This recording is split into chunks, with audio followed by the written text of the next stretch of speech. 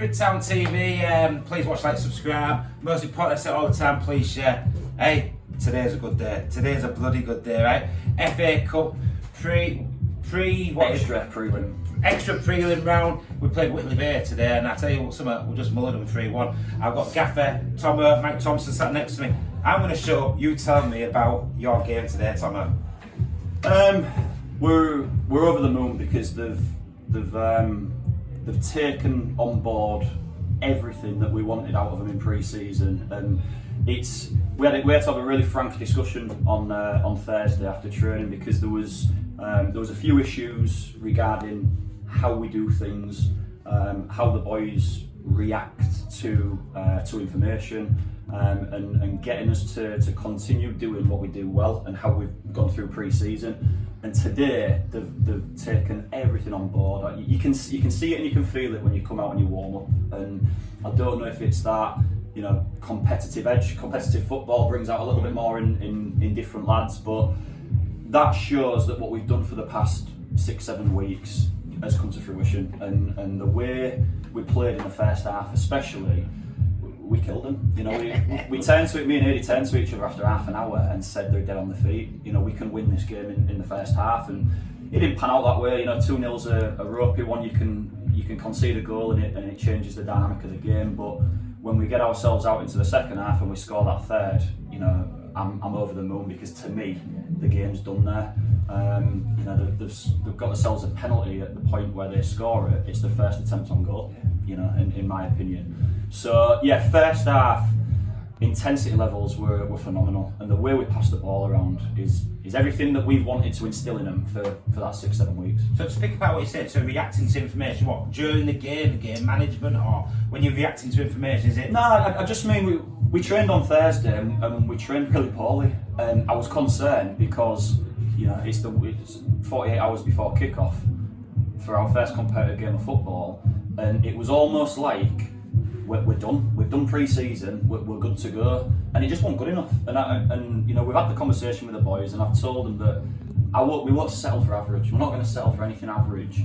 And like I say, fair play. They've reacted. They've come in today, and we've done so well in the first half. And to me, it tells me everything I need to know about the characters that we've got in the dressing room, because they've, to a T, to a man, the information we give them pre-game and the jobs, roles, responsibilities, they've executed it expertly. And the way we moved the ball, the speed that we moved the ball, how quickly we dragged it from side to side, there was our legs after half an hour. I was on my notes, one word I wrote was temper. Yeah. The speed in which he was moving, the movement. Yeah. That was a very, very amazingly good first half performance, wasn't it? It was like the Red Arrows were just going forward, bombing forward. I do want to mention someone I mentioned pre-interview, Yates, the way he put that tackle in to win it back, literally on the corner post. Yep. Just throwing his body in there to win it back, to get the delivery in, which led to that goal. What effort is that, man? Jack was an unknown quantity to me in pre-season, because he's come from down south. We've tried him out. We've tried to work out what his best position is, and I think I found it. We think we know where we're at. But with the FA screw up that we've had today with a registration of a player, Jack won't start in the game. And this again is where I talk about the discipline of understanding the jobs, because instantly we can tell him what we require of him, and he's gone out and first half especially, but full game, he's a live wire. And you look at that. We've talked a few times in pre-season, Kev, about that front four. He would have been coming onto the pitch. You would have had Matt Broadley on the pitch. You've got those boys with that energy to bring on. Denny starts the game, scores his goal. Jake comes on full of energy. I love us in that final third. And if we work our way through it well enough, Will gets high.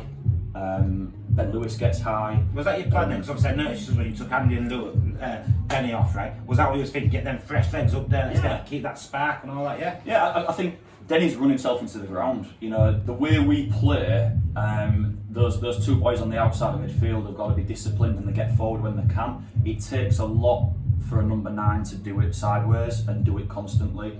And I've just told Denny to drill himself into the ground, and he's done it.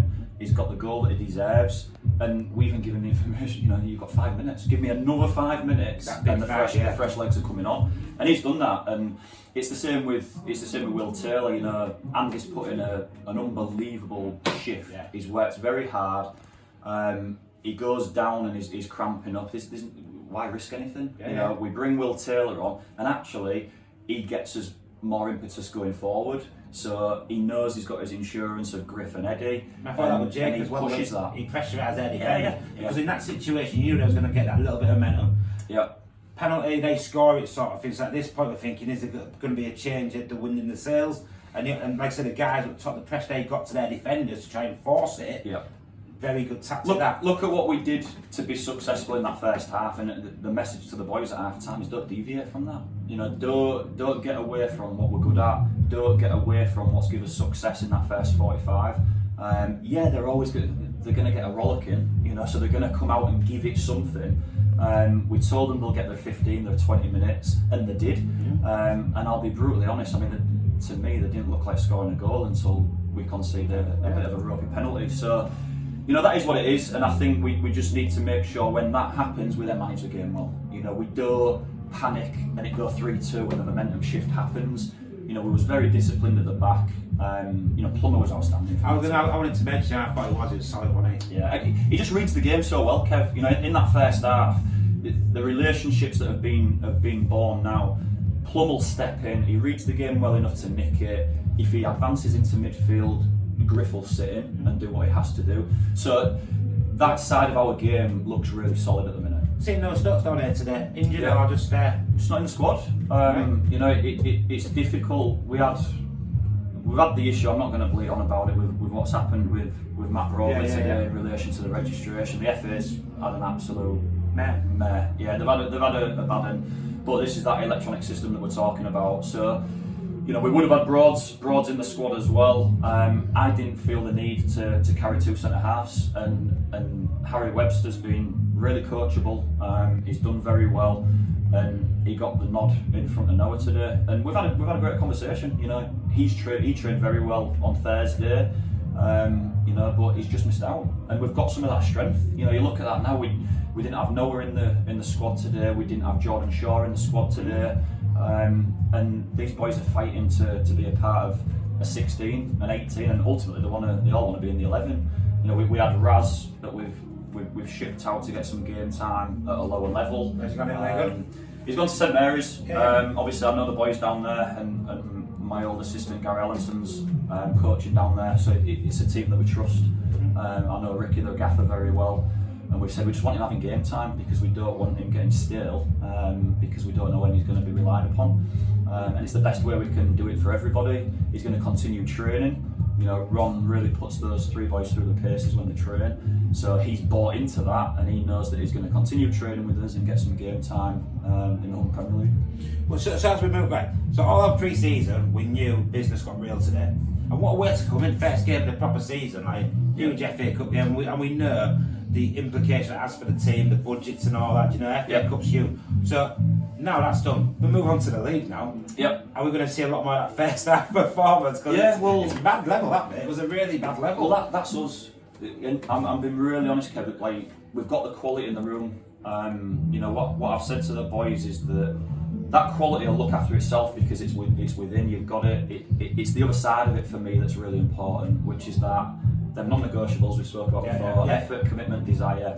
If all of that's there, the quality looks after itself. Beautiful answer. And the way we trained, the way we do things, we're working through patterns of play, and you can see it. Me and Eddie look at ourselves and smile in the first half because they're doing exactly what we've replicated on a training. I think there's a good balance there as well. Like you look at the old guard, I'll call you your Dennisons, your Norfolk, your Bullises, your Ben Lewises. It's like that old guard has gone boom, and then equally, like I say, the likes of Bullis and Rogerson and what you've done and Griffin. Yeah. You've kind of made a plateau in a way of this is how it's going to work. Yeah. That's how it looks like, And I'll get bored of saying it, but they've bought it. Ali today, Ali's non-stop running, right? Yeah. I guess when you've got all that sexiness in your feet and all that, some things are going to work, some things aren't. Yeah. But he carries on and carries on. He's Duracell, isn't he? Well, we've told him that he's got to be a bit more greedy in what he does, because he ain't gonna get any negativity from us for having pop shots from anywhere. He likes to cut that way round, that way, doesn't he? You think? And I think he gets affected by his first few opportunities. You know, if they don't come off,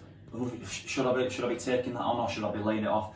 He's all action, mate, especially when he gets the ball out of his feet and he goes forward. So I've told him, you know, shackles are off with you. No one's gonna, unless it's an absolute set that you could lay it on a plate for somebody. You go and Direct design, drive. Direct drive. Exactly. Yeah. Design what you can do in that final third, because if you're at full tilt, no one's going to touch him. No one's going to touch him because they'll be fearful of what they'd concede. But yeah, that's what he's got to get into his game a little bit more, is to be ruthless, to be relentless with it. And then, do you know what? If it's on, we lend it and we get it back. But he's been great for us. What he gives us is just unbelievable. It's just freaking. He keeps going. Duracell. He keeps going. Keeps He looks going, after himself. I do as well. Jack Yates is the same. Really looks after himself, and you can tell these boys do that because they won't be able to perform like that if they It's didn't. modern football as well, though, isn't it? Like your attacking fullbacks, your fit wingers, and you can see it out there today. But I'm going to compliment again. I complimented last time I spoke to you. You set a mid partnership as well, because I think that does give that platform for the sexiness to happen, doesn't it? Yeah. By the way, you've got Jack and Eddie, it works well, doesn't it? You create something alright. I know it's still early doors, but it looks alright, doesn't it? Well, what they do, they give that front for the freedom. Yeah, you know, so we will be in positions like we were in that first half a lot, where they bank up because they're concerned about the pace that we've got. It gives Eddie and Jack the opportunity to pick balls up off centre halves, and they can then they're the winners for us, because they'll pick good passes and they'll break down opportunities on the other side of it. So there's a ball that Griffin played. I think he played it into Ali, right? But you know, you can see the line where I was standing. You can see this little gap, and it's went perfect through. You can see the run coming in. You're like, it's the ball that created the Ali. And he got his feet a little bit tussle, but you can see on another time, if you did it first time, he's going to get those opportunities, and more often than not, he'll but it's the quality of the ball, and you just think that's the quiet unspoken thing, you know, little 10-yard through ball there on the angles is in. yeah, for sure. So where do we go next then? League starts next Saturday. Yeah, Long Eaton at home. Long Eaton at home. Yeah. Hey, just shot a 300 today, which I thought you might be nice to know. Compared to pre-season, where we've been getting the 170s, 180, put a ton 20 on that today, mate. No, people will come. I tell you, if you play like that, people will come, won't they? Yeah. And it'll get people in the gate. So Long Eaton, as you've got any change room afterwards, is there anyone we need to be worried about? Anyone?